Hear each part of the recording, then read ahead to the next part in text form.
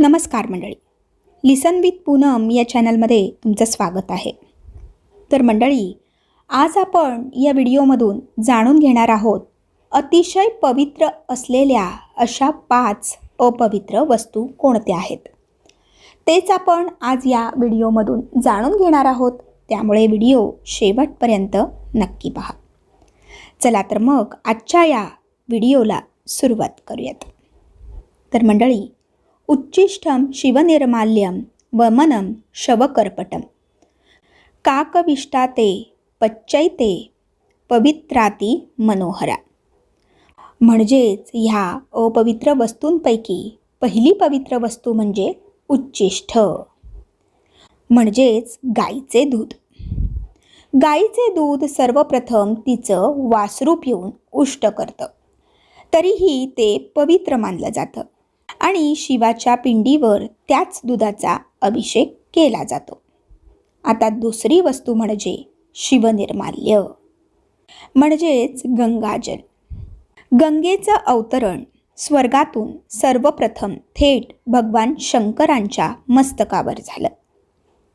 नियमाप्रमाणे शंकरांच्या मस्तकावर वाहिलेली प्रत्येक वस्तू ही निर्माल्य समजली जाते, परंतु गंगाजल हे पवित्र समजले जाते। आता तिसरी वस्तू म्हणजे वमन, म्हणजेच उलटी। मधमाशी जेव्हा फुलामधील मधुर रस तोंडात धरून ती वास्तव्य करीत असलेल्या मधमाशीच्या पोळ्यावर येते, तेव्हा ती पोळ्यावर आपल्या मुखातील तो रस मधाच्या स्वरूपात ओकते आणि हाच मध पवित्र कार्यासाठी उपयोगात आणला जातो। आता चौथी वस्तू म्हणजे शवकर्पटम, म्हणजेच रेशमी वस्त्र। धार्मिक कार्ये संपन्न करण्यासाठी त्या ठिकाणी पवित्र वातावरण व पावित्र्यता आवश्यक असते।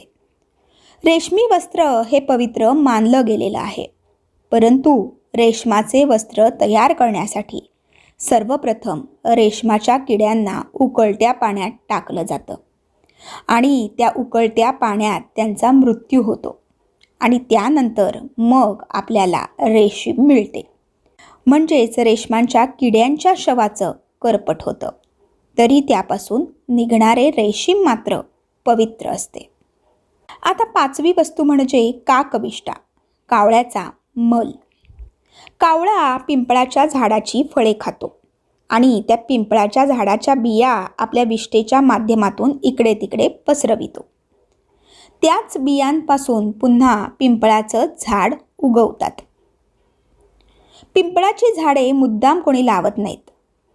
काकविष्ठेतून बाहेर पडलेल्या पिंपळ फळाच्या बियांपासूनच पिंपळाची झाडे उगवतात, पण तरी पिंपळ वृक्ष पवित्र असतो।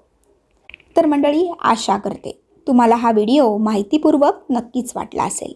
व्हिडिओ आवडला असल्यास व्हिडिओला लाईक करा, शेअर करा आणि अशाच प्रकारची नवनवीन माहिती जाणून घेण्यासाठी आपल्या या लिसन विथ पूनम या चॅनलला नक्की सबस्क्राईब करा। धन्यवाद। श्री स्वामी समर्थ।